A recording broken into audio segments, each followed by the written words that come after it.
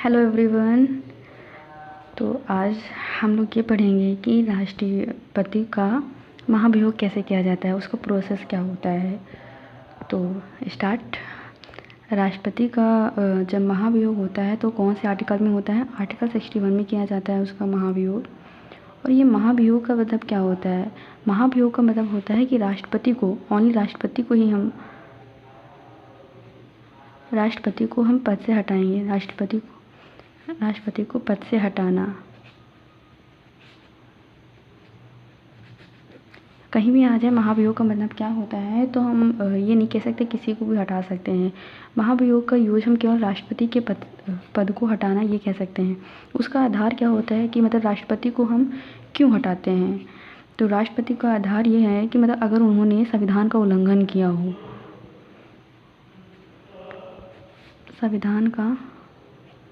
उल्लंघन किया हो, तो हम राष्ट्रपति को उनके पद से हटा सकते हैं।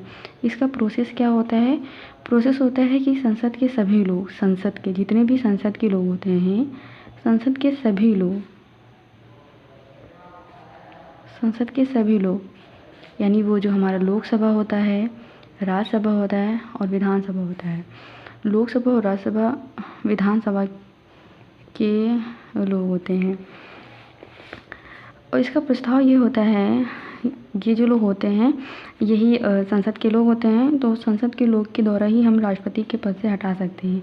और इसके प्रस्ताव के लिए ये होना चाहिए कि जो हमारा प्रस्ताव जारी किया जाता है वो संसद में 14 दिन पहले पहुंचना चाहिए। हटाने के लिए हमें 14 दिन पहले प्रस्ताव देना पड़ता है। 14 दिन पहले हमें प्रस्ताव पेश करना पड़ता है। फिर देन उसके बाद जो लोकसभा, जो राज्यसभा होती है, लोकसभा होती है, मतलब किसी के द्वारा भी जारी किया जा सकता है। जैसे कि पहले लोकसभा ने जारी किया तो लोकसभा के ही द्वारा उस जो प्रस्ताव होता है उसी प्रस्ताव में 1/4 लोगों के साइन होने चाहिए, 1/4 लोगों के सिग्नेचर होने चाहिए।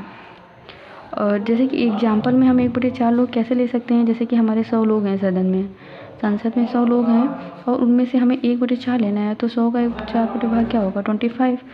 यानी हमें 25 लोगों के उस प्रस्ताव में साइन होने चाहिए, तभी हम वो जो प्रस्ताव होगा उसे हम संसद में पेश कर सकते हैं। तो वहाँ से वो पारित हो जाएगा। फिर उसके बाद ये लोकसभा में जाएगा। फिर देन लोकसभा में जाएगा। लोकसभा जाने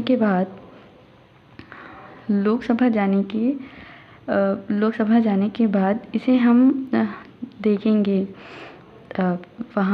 वहाँ के लोकसभा के जो लोग रहेंगे, लोकसभा में केवल निर्वाचित लोग जो रहेंगे वो फिर इसे आगे प्रोसेस देंगे। उसमें से अगर 2/3 लोग ने यह प्रस्ताव पारित कर दिया, लोग ये पास कर देंगे, तो फिर ये हमारा आगे चला जाएगा। देन किसके पास जाएगा? हमारा ये राज्यसभा के पास जाएगा।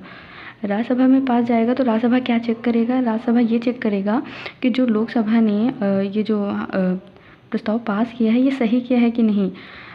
जांच करेगा, पूरी तरीके से हम जांच कह सकते हैं, जांच करेगा कि संसद ने मतलब कि राष्ट्रपति ने संविधान का उल्लंघन किया है कि नहीं, ये हमारा राज्यसभा जांच करेगा। फिर देन अगर जो राज्यसभा के लोग होते हैं करीब उसमें से 2/3 लोगों ने जब इसे पास कर देंगे, प्रस्ताव को आगे प्रोसेस पास कर देंगे, तब हम राष्ट्रपति को हटा सकते हैं। राष्ट्रपति को उसके पद से हटा सकते हैं। उसके पद से हटा सकते हैं। फिर देन मैंने अपने सर से सीखा हुआ है, एक्चुअली उन्होंने सिखाया है, एक ट्रिक बनाई है, तो वैसे मैं भी आपको बता दे रही हूँ। सबसे पहले मतलब राष्ट्रपति को महाभियोग से हटाना, यानी राष्ट्रपति को उनके पद से हटाने के लिए क्या करना होता है? सबसे पहले 14 डेज़ का हमें प्रस्ताव पेश करना पड़ता है, वो भी पहले संसद में 14 डेज़ का प्रस्ताव पेश करना पड़ता है पहले। देन उसके बाद मतलब उसी प्रस्ताव में जब 1/4 लोग, यानी 1/4 लोग उस पर सिग्नेचर कर देते हैं, तब वो प्रस्ताव आगे पारित किया जाता है। देन अगर 1/4 4 लोग ने साइन नहीं किया है तो प्रस्ताव आगे जाएगा ही नहीं, वहीं से खल्लास हो जाएगा। फिर देन उसके बाद लोकसभा में जाएगा, और जब लोकसभा में जाने के बाद वहाँ के लोग 2/3 लोग उसका प्रस्ताव पास करेंगे, तो फिर वो आगे जाएगा। कहाँ जाएगा? राज्यसभा में जाएगा।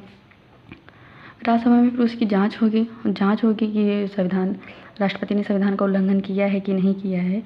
जब वहाँ के लोग 2/3 लोग वहाँ की सिग्नेचर कर देंगे, देन राष्ट्रपति का क्या हो जाएगा, टाटा बाय बाय, फिनिश हो जाएगा। Bye bye.